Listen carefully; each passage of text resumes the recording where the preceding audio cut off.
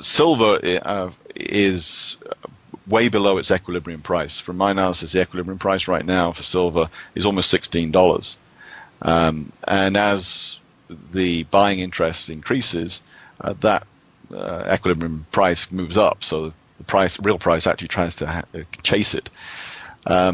So from that point of view, silver is ready to move better and stronger than gold. It's just having a bit of headwind right now. Once it overcomes that, I think we'll see silver outperform gold quite dramatically. Now, in regards to that and the little hang-up that silver has right now, according to your analysis, do you think silver is going to look a lot better, as per your analysis, before gold breaks through 1,000, or might it continue to lag just a bit until we get that major breakout in gold? I would say that it will probably start to outperform gold before gold goes for 1,000. I think this bit of headwind is only very short term. It may be over by the end of next week. So I don't see it being a major lag on silver for very long. And just to reiterate, you're looking for a even more explosive move in silver once we get these breakouts in the entire sector. Absolutely. In silver, as you probably know, I mean, there's very little left on the planet.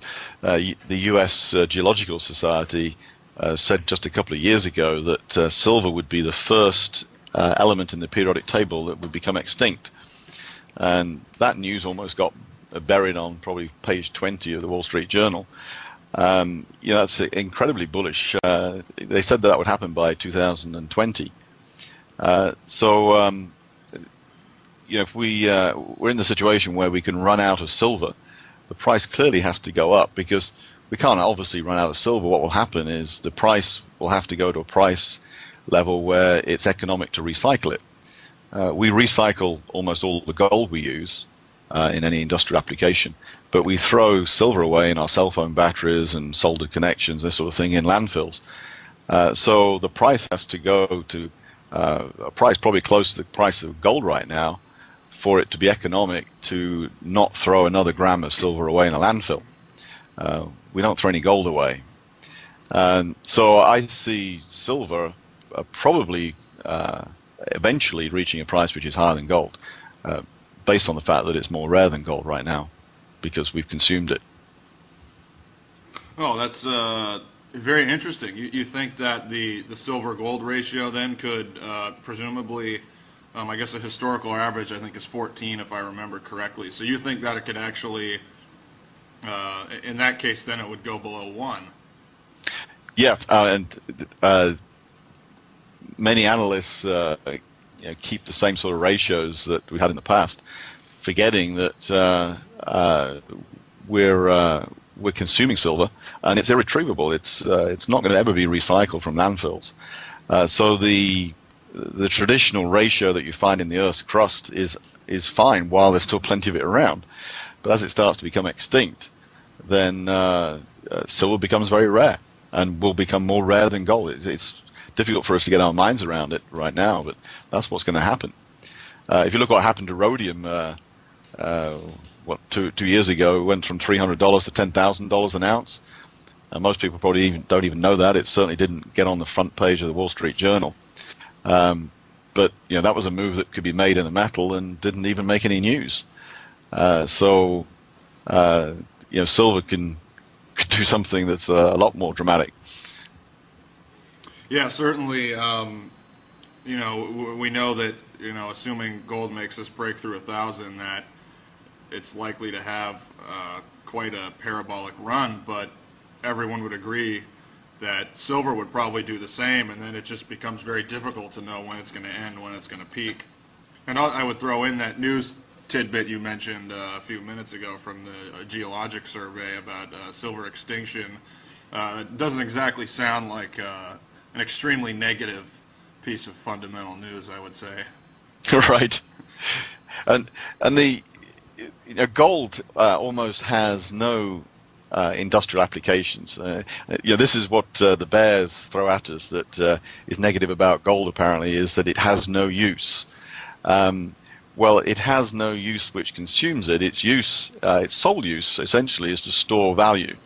And that's what it does perfectly. And it obviously does it very well because we still have pretty much all the gold that's ever been mined in history still above ground somewhere.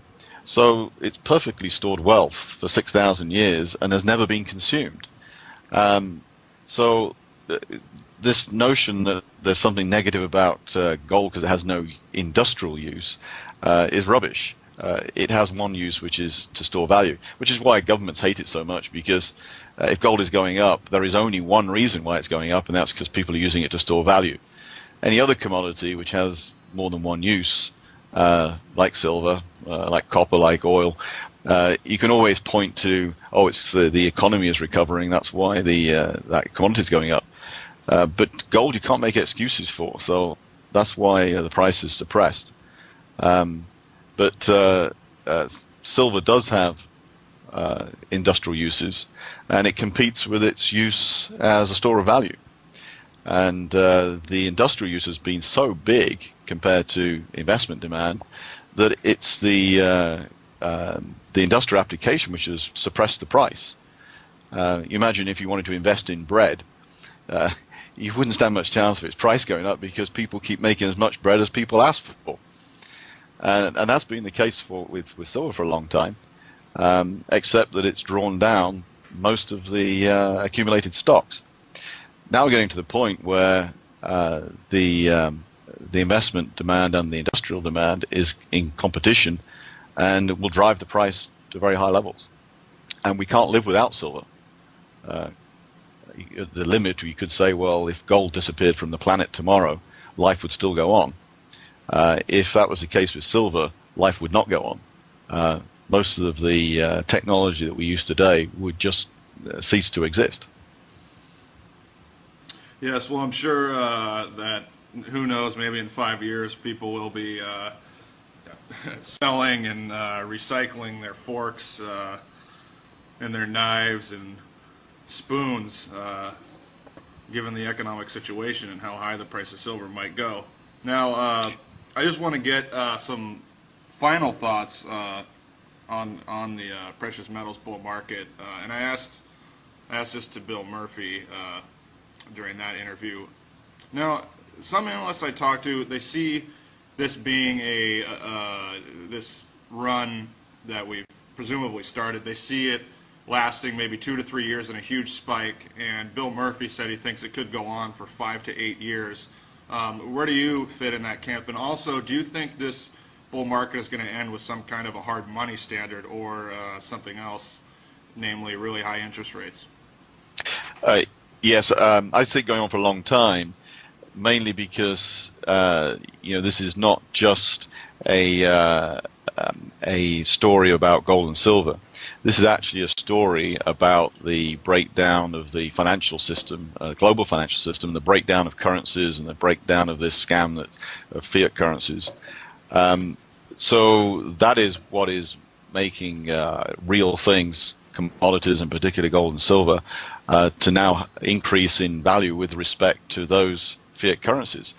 And because that is systemic, this will last a long time. And it will last until there is a fix for that systemic problem. So, yes, what you mentioned there, the fix will eventually have to be some sort of hard money, some sort of backing of the currencies.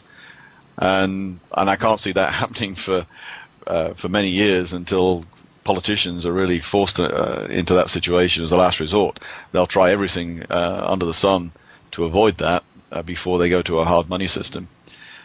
So this will be a bull market that goes on a long time. As for interest rates, under the current structure, I can't see that can be a solution. If they were to raise interest rates like Volcker did to 21% to kill the commodity rallies, then we would do a lot of damage to the world economy. So I don't think that's a solution this time around. There's far too much leverage in the system compared to when Volcker did that, and the system just cannot take it.